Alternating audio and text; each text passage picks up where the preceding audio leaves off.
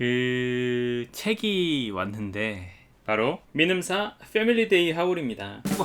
이건 어쩔 수 없는 거죠. 아마 지난번에 영상이 올라갔을 거예요. 제가 지금 이 영상을 안 올린 채로 찍고 있기 때문에 언제 올라갈지 모르겠지만 패밀리데이를 다녀온 영상이 올라가겠죠. 그렇기 때문에 그 후속작으로서 자연스럽게 이 패밀리데이 하울이 시작되는 건데 제 생각보다는 되게 빨리 오더라고요. 저는 이것보다 훨씬 오래 걸릴 줄 알았는데 사실 며칠 전에 이미 왔어요. 근데 뭐 아시다시피 박스를 영상을 찍으면서 뜯어야 된다는 생각에 역시나 기다리고 있었고요.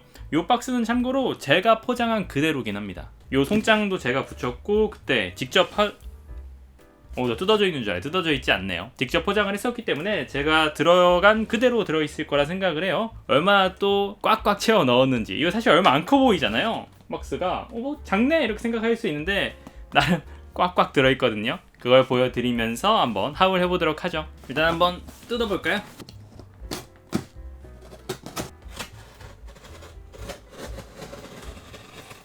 자, 일단 이렇게 보시면 안에가 빈틈없이 제가 포장을 잘한 것 같아. 열어보면은 이렇게 책들이 가득 들어있습니다. 나름 진짜 여러분 이걸 제대로 어떻게 보여드려야 되지? 잠깐만 기다려보세요. 이거 보이시죠?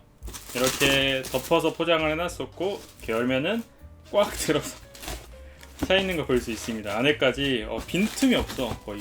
저는 아무 생각 없이 샀는데 마치 진짜 이 박스를 위해서 칸이 딱 맞게 한 것처럼 그만큼의 수량을 샀더라고요. 이제 하나씩 좀 꺼내서 보여드리도록 하죠. 자, 첫 번째 책은 요거 오르한 파묵의 먼 산의 기억. 요 어마어마한 크기의 책이죠. 요거 좀 인기 많지 않았을까 싶었는데 요게 노벨문학상 수상작가 오르한 파묵의 다이어리예요. 다이어리가 뭐 이렇게 크냐라고 생각할 수 있긴 하지만 실제로는 내부에 다이어리가 있고 그 옆에 이제 번역이 달려 있는 거죠. 요게 꽤 쌓여 있었는데 상태가 그렇게 좋진 않았어요. 리퍼브 도서니까 이게 좀 상하기 쉬운 재질이고, 근데 안쪽에 여기 비닐에 쌓여져 있는 게 있는 거예요. 이거는 개꿀이다 싶어가지고 바로 집어왔죠. 패밀리데이가 아무래도 민음사 포인트로 한 40% 정도 할인을 받을 수 있잖아요. 요게 정가가 28,000원이라 상당히 고가의 책이거든요. 저도 딱히 뭐 이거에 엄청 막 이 책을 너무 읽고 싶다 이건 아닌데 약간은 소장 느낌으로다가 펼쳐보시면 되게 느낌이 신기하거든요. 그래서 좀 구매를 했고, 제가 이제 받았으니까 비닐을 제거해도 되겠죠? 먼 산의 기억이라는 책, 이거 안에 한번 펼쳐봐 드릴게요. 요런 식으로 보이세요? 안에 이런 다이어리 한 장이 있고 그 옆에 번역이 들어가 있는 방식. 그림이 참 다양하게 들어있는데 요거 막상 펼쳐보면은 그림을 왜 잘 그리지? 라는 생각도 들지 않으세요? 요런 거 그림 되게 멋지다. 예술적인 감각이 있는 것 같아. 아무튼 이런 좀 독특한 기획의 책이라서 개인적으로 갖고 싶었고, 밑에가 좀 이렇게 뭐 구겨져 있는데 이건 리퍼브 도서니까 어쩔 수 없다고 생각해요. 한번 역시 잘 읽어본다? 감상한다? 제가 나중에 좀 시간 날 때마다 생방송 때 한 번씩 보여드릴게요. 워낙 독특한 책이니까. 아무튼 이 책 구매했습니다. 비싼 책이라서 이럴 때 구매해야지 이런 건. 파묵책 한 권이었고, 그 다음 책은 마르케스의 아무도 대령에게 편지하지 않다. 마르케스의 아무도 대령에게 편지하지 않다. 그냥 충동적으로 좀 고른 것 같아요. 이제 뭐 패밀리데이 가니까 여러 책들을 막 구경을 하잖아요. 처음엔 당연히 그냥 아무 생각 없이 저는 뭐 미리 목록을 짜지도 않고 어떤 책이 있으리라 하는 것도 별로 생각하지 않고 갔기 때문에 대충 중고서점, 내가 모르는 중고서점을 들른다는 느낌으로 갔었거든요. 사람이 진짜 바글바글했죠. 아마 영상으로 올라가면 보실 텐데 진짜 바글바글 하긴 했죠. 책 좋아하는 사람이 이렇게 많아. 책 산다고 파주까지 와서 책 이만큼 이고 지고 갈 사람들이 이렇게 많은 줄, 참 믿음사의 인기가 대단하다고 생각이 들기도 하는데, 그 중에 이제 아무래도 세계문학을 많이 보긴 하잖아요. 저도 세계문학에서 좀 살 게 몇 권 있나 라고 봤는데 다 있었다고 하는데 뭐 제 기준 딱히 막 살 게 그렇게 많지 않다고 느껴지긴 했었어요. 왜 그럴까? 내가 좀 갖고 있는 것들도 많고 해서 그런가 끌리는 게 많진 않았거든요. 근데 그러다가 그냥 그래도 세계문학을 좀 사야지라는 생각에 마르케스 걸 하나 사자. 사실 이거 말고 제 기억에 족장의 가을이 있었거든요. 근데 족장의 가을이랑 뭐 마르케스 유고작 다른 소설집도 있었는데 세계문학 중에서는 두 권 중에 좀 고민하다가 아무도 대령에게 편지하지 않다. 요거를 좀 골랐습니다. 좀 짧아서 골랐어요. 물론 마르케스 작품이 워낙 재미있고 금방금방 읽히는 것도 사실이라서 족장의 가을을 샀어도 괜찮지 않아 싶기도 한데, 그냥 이번에는 아무도 대령에게 편지하지 않다. 짧은 작품으로 구매해봤습니다. 마르케스가 보통 이제 항상 그 백년의 고독으로 가장 유명하잖아요. 그 작품이 뭐 2권짜리고 워낙 길어서 망설이신 분들이 많은 걸로 알고 있는데, 실제로 처음 읽어보면 맨날 똑같은 이름이 등장하거든요. 뭐 부엔디아 가문이니까. 근데 이름을 왜 자꾸 같이 쓰는 거야? 우리나라 문화에서 상상할 수 없는 건데 해외에서는 이제 이름을 뭐 할아버지 이름을 다시 쓰고 이런 경우들이 좀 많은가 봐요. 그게 좀 익숙한 문화인가 봐. 그러다 보니까 되게 헷갈리거든요. 앞에 가계도도 필요해요. 이런 것들에 겁을 먹어서 안 읽게 되기도 하는데, 막상 그냥 한 1권쯤 별 생각 없이 읽어 나가다 보면은 그래도 결국엔 재미있게 읽을 수 있는 책이라 생각이 들어요. 제가 늘 말씀드리지만 작품이 뭐 인물 관계도가 너무 복잡하고 그래서 못 읽겠다 하면은 여러분들의 잘못이 아닙니다. 작가가 잘못한 거예요. 좋은 작품이라면 정말 그런 거 특별히 공부하지 않고도 쭉 읽어서 이해가 될 수 있어야 된다고 저는 뭐 생각을 하는데, 아무튼 마르케스 작품 꼭 한번 시도해 보시길 바라고, 저는 아무도 대령에게 편지하지 않다 구매했네요. 그 다음 책은 피에르 미숑의 아들 랭보. 시인 아르튜르 랭보의 이야기를 다시 쓴 작품이 아닌가 싶습니다. 피에르 미숑 작품이고요. 사실 이제 이 작가의 사소한 삶인가 그 작품이랑 같이 있었는데, 두 개 중에 좀 고민을 하다가 과거에 이 작품이 좀 좋다는 이야기를 들은 것 같기도 해요. 이 피에르 미숑에 대해서. 근데 좀 고민은 했었어요. 왜냐면 딱히 제가 이 아르튜르 랭보에 대해서 관심이 있지도 않고 뭐 시를 평소에 많이 읽지도 않다 보니까 요 이야기가 나에게 얼마나 좋을까, 너무 좀 현학적으로 들리거나 이미지로 가득하지 않을까 이런 생각을 했었는데, 그래도 좀 궁금하고 짧잖아요. 나 은근히 짧은 작품 좋아하나? 라는 생각이 드는데, 긴 작품이 아니어서 한번 이 피에르 미숑이라는 작가를 읽어볼까 하고, 그리고 덕분에 제가 아르튜르 랭보라는 작가에 대해서 어느 정도 이 소설을 통해서 관심을 갖게 된다면, 그래서 조금이나마 그 시인에 대해서 알을 갖출 수 있다면 그것도 좋은 기회라고 생각하거든요. 전 약간 좀 그래요. 늘 이제 문학 위주로 읽다 보니까 소설로 세계를 배우는 경향이 있는 것 같아. 소설로 뭐 역사적 사건을 본다든가 소설로 인물들에 대해서 공부한다던가. 저만 그런 거 아니죠? 여러분들도 아마 그러실 수 있으리라 생각이 들어서 이 피에르 미숑의 아들 랭보 보이길래 구매했습니다. 그 다음 책은 조나선 사프란포의 모든 것이 밝혀졌다. 조나선 사프란포의 데뷔작이라고 합니다. 조나선 사프란포 누군지 아시나요, 여러분? 바로 여기 있다. 엄청나게 시끄럽고 믿을 수 없게 가까운, 맨날 제목이 헷갈리잖아요. 믿을 수 없이 가까운인가 했는데 믿을 수 없게 가까운이라는 조나선 사프란포의 소설이죠. 이 작품이 좀 길어 보이긴 하는데 상당히 재미있어요. 정말 많이 추천드리는 작품이고, 제가 실제로 아마 영상 속에서, 지난 영상에서 말씀드렸을지 모르겠는데 말씀드렸겠죠? 구독자분이 저를 이제 알아보셔가지고 유일하게 감사하게도 알아보셔가지고 이 책을 좀 얼떨결에 추천을 드렸거든요. 그래서 조나선 사프란포의 저 책을 구매하셔서 나중에 또 다시 우연히 만나가지고 사인까지 해드렸던 기억이 나는데, 저 작품이 워낙 재밌었어요. 워낙 좋았고 진짜 잘 쓴 작품이라 생각이 들었거든요. 그래서 사프란포의 이름이 보이길래 이것도 역시 충동적으로, 다 중고 서점 같다고 생각하니까 그냥 다 충동적으로 구매한 거긴 하죠. 이 작가 한번 더 읽어봐야겠다 생각이 들어서 데뷔작이라길래 한번 구매해보았습니다. 사프란포의 작품 에세이도 한 권, 산문 같은 것도 한 권 더 있었던 것 같은데 그거 말고 데뷔작이 좀 궁금해서 이렇게 구매해봤네요. 역시나 책 추천으로 자연스럽게 이어지지만, 진짜 아까 말씀드렸던 엄청나게 시끄럽고 저 표지 옛날에 모던 클래식으로도 잠깐 나왔었는데 지금은 안 나오는 걸로 알고 있어요. 그죠? 이 표지로든 어떻게 해서든 한번 저 책 읽어보시면 정말 좋습니다. 추천드리는 작품이고, 그 다음 책은 제미신의 5번째 계절, NK 제미신 5번째 계절. 이 작품 마지막에 썼던 걸로 제가 기억을 해요. 제가 박스를 놓고 마지막에 이제 슬슬 들어 올릴까 하다가 그 맞은편에 딱 앞에 재미있는 작품들이 쭉 있는 거예요, SF가. 근데 안 그래도 책을 이제 막 쭉 사다가 SF를 한 권쯤 사고 싶은데 라는 생각을 했단 말이에요. 좀 더 재미있는 작품을 사고 싶은데 막 위키드도 있고 막 고민을 막 여러 가지 했었다가 재미신? 많이 들어봤는데 이 제미신이 엄청난 작가라고 이야기를 은근히 들었던 것 같은데 라고 궁금해서, 그래서 5번째 계절을 구매해봤습니다. 전혀 어떤 선지식은 없어요. 이 작가의 작품을 읽어본 적도 없고 이 작가에 대해서 유명하다는 것만 알지 실제로 뭐 어떤 작품들의 목록이 있는지도 잘 모릅니다. 그래도 재미있을 거라 생각이 좀 들어요. 왜냐면 3년 연속 휴고상 최우수 장편상, 말이 안 되는 기록이잖아요, 이거 자체가. 휴고상이라는 게 SF에서는 엄청난 권위를 가진 상인데 3년 연속 최우수 장편상, 많이 당한 거 아닐까. 그래서 재미신 작품 하나 구매했습니다. 읽어보신 분들 계시죠? 재미신 SF 좋아하신다면 어떤지 한번 귀뜸해 주실래요? 기대하고 있어도 되는 거 맞죠? 자, 그 다음은 좀 짧은 작품, 쏜살문고 책인가요? 다니엘 켈만의 너는 갔어야 했다. 다니엘 켈만의 너는 갔어야 했다인데 여기에 가운데 보면은 약간 잘 안 보이게 가버려라고 적혀 있어요. 너는 갔어야 했다. 너는 가버려. 어떤 느낌일지 궁금하거든요. 켈만 작품을 제가 기존에 F랑 명예랑 T를 읽어봤어요. F랑 명예는 모던 클래식 버전이어서 지금은 구하기 좀 어려우실 거라 생각이 들고 세계문학으로 편입이 됐는지는 모르겠네요. T는 다른 출판사에서 미는사 말고 다른 출판사에서 나와있던 걸로 기억을 하는데 상당히 재미있게 읽었던 기억이 나요. 그래서 F랑 명예도 좋긴 하지만 다니엘 켈만이라는 작가에 대해서 궁금하시다면 T를 읽어보시길 개인적으로 추천드려요. 약간 역사물과 환상이 뒤섞인 작품인데 되게 재미있거든요. 그래서 켈만 작품이 세 권 다 되게 만족스러웠어요. 쉬웠다는 건 아닌데 만족스러운 편이어서 한번 이름이 보이길래 워낙 또 짧으니까 한번 구매해 보았습니다. 옛날에도 켈만 이름이 보여서 이걸 구매해볼까 라고 생각을 했었는데 이번에 딱 눈에 보이니까 이게 기존에 생각하고 뭔가 사볼까 했던 작품들은 결국에 어느 순간 만나서 다 사게 되는 것 같긴 해요. 좀 짧지만 진짜 짧다. 근데 8,000원인데 100쪽도 안 되는 90쪽도 안 되는 요 다니엘 켈만의 책도 읽어보도록 하겠습니다. 쏙 들어가네. 그 다음 책 역시 손살문고입니다요. 김승옥 작가의 차나 한 잔. 이것도 별 이유는 없어요. 그냥 김승옥 작가의 글을 좀 더 읽어보고 싶었고 아시다시피 김승옥 작가가 워낙 유명한 작가고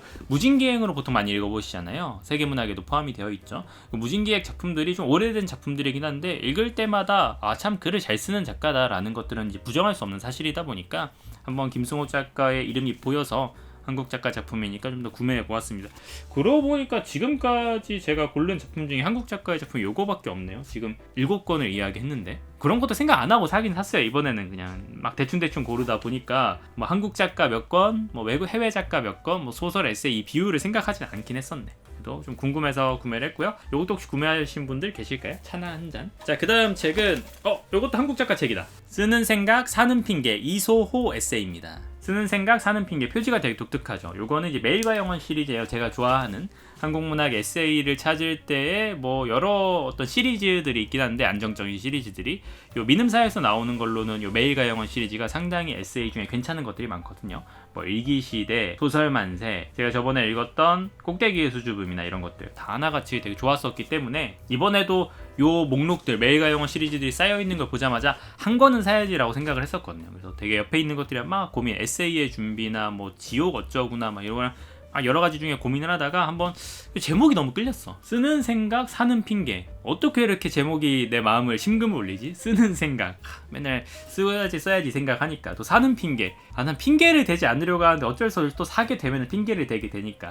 그래서 좀 궁금해서 구매해봤습니다. 늘 가끔씩 한번 추천드리는 민음사 한국문화 에세이 시리즈고요. 그 다음 책은 요거 2권짜리다. 바로 오르한 파묵의 검은 책 1, 2권. 이제 생각해보니까 오르한 파묵을 2권 샀네요. 전 맨날 뭔가 오르한 파묵이랑 퀸터그라스랑 다 헷갈리는 것 같긴 한데 이전에 이제 내 이름은 빨강을 모던 클래식 버전으로 읽었어요. 그거 되게 재밌게 읽었거든요. 그래서 이 파묵의 작품을 한 권 더 읽어보고 싶다 하는데 원래 이렇게 검은 책 약간 색깔 시리즈가 있는 걸로 알고 있어가지고 이번에 한번 2권짜리를 구매해봤습니다. 제가 보통은 그냥 정가로 주고 살 때는 2권짜리를 잘 구매하지 않는 경우가 많긴 하지만 또 40% 할인이고 하니까 그래서 한번 2권짜리를 구매해보았습니다. 원래는 양철북을 구매하려고 했어요. 지난 영상에서도 말했을 것 같긴 한데 양철북을 구매하려고 했는데 양철북이 2권만 있고 1권이 없다는 거예요.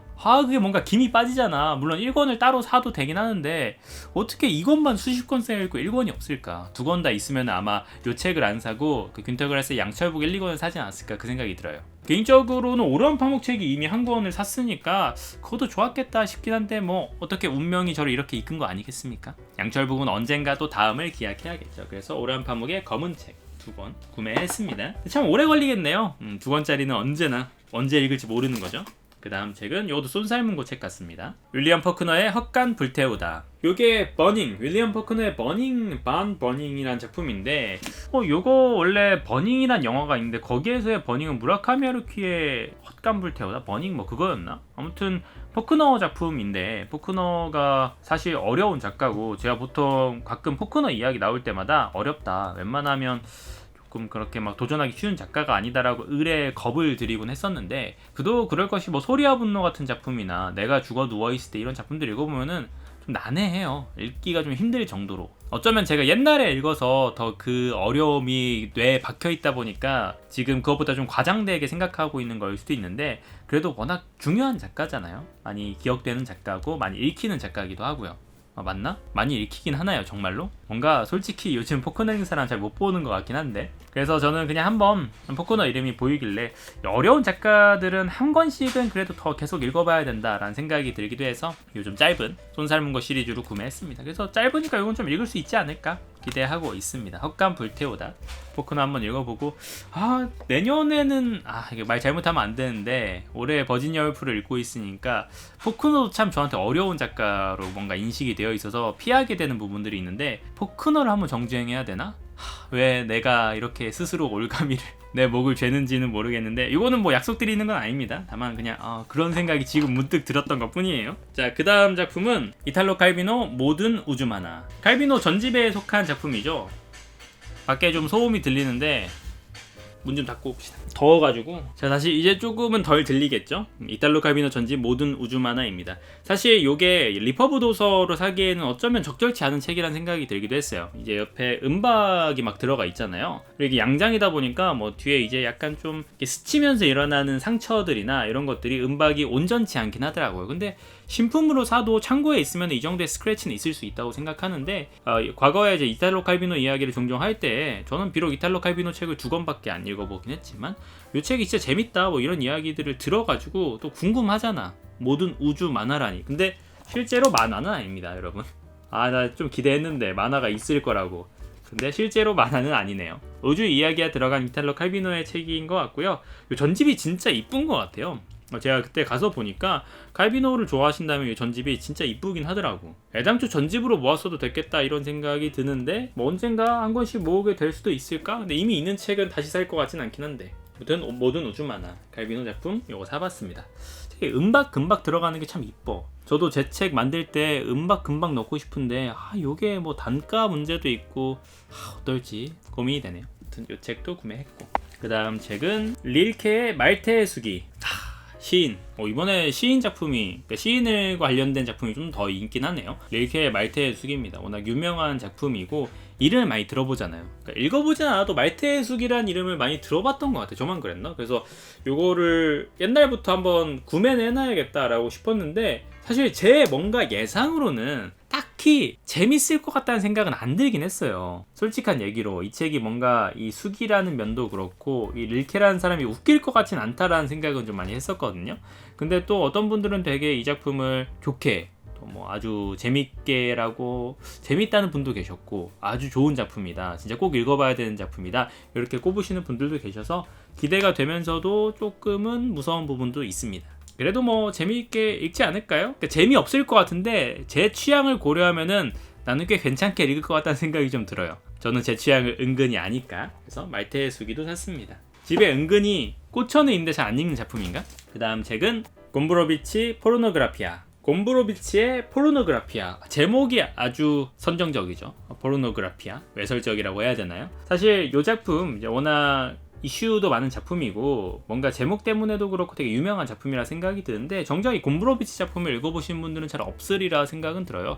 저도 뭐 이름만 들어서 알고는 있었다가 최근에 나쁜 책, 김유태 작가의 나쁜 책을 읽는데 거기에 곰브로비치 요 포르노그라피아 이야기가 있는 거예요. 그 챕터를 지금 딱 눈앞에 두고 안 읽었는데, 이번에 미넌스 패밀리데이 가서 쭉 돌아보다가 포르노그라피아?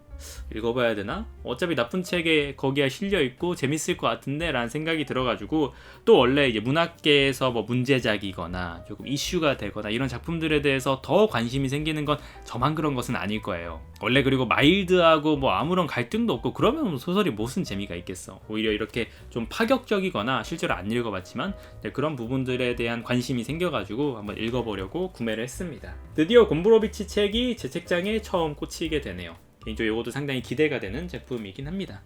자, 이렇게 해서 제가 총 몇 권을 샀었냐면 14권을 샀습니다. 14권이었고 대략 가격은 17만원, 영수증이 저쪽에 있을 텐데 17만원 정도 나왔던 것 같고요. 포인트로 40% 정도 쓰니까 포인트로 한 7만원 안 되게 포인트 썼던 것 같아요. 제가 사실 포인트가 4만 점밖에 없었는데 저번에 생방송에 포인트 더 있으면 좋겠다, 그럼 더 사올 텐데 라고 잘못 말을 꺼냈다가 그 자리에서 갑자기 락서님 아이디 좀 알려주실래 하면서 10몇만 포인트가 선물이 들어와가지고, 야, 이거를 또 10몇만 포인트를 현금으로 쓸 수 있는 거잖아요. 어쨌든 뭐 비록 이제 퍼센트 제한이 있다고 하더라도, 근데 그걸 받아놓고 내가 또 안 쓰면 이게 또 그 경우가 아니잖아 라고 해서 이번에 조금 더 사긴 했습니다. 원래 패밀리데이를 처음 생각할 때만 해도 한 5, 6만원? 한 10만원 정도만 써야겠다라고 생각을 했는데, 그래도 그것보다는 좀 더 썼죠. 한 17만원까지. 마음 같아서 2, 30만원까지도 살 수도 있게 하겠지만, 뭐 아시다시피 제가 최근에 계속 책이 쌓이기만 하고 있는 실정이라 읽는 것보다, 그러다 보니까 좀 과하게 사고 싶지 않았어요. 근데 그것도 말이 안 되긴 하는 게 그래도 좀 과하게 산 것 같긴 해, 이제 생각해보면. 저 이제 그 당시에 고를 때 그냥 아무 생각 없이 골랐거든요. 그러니까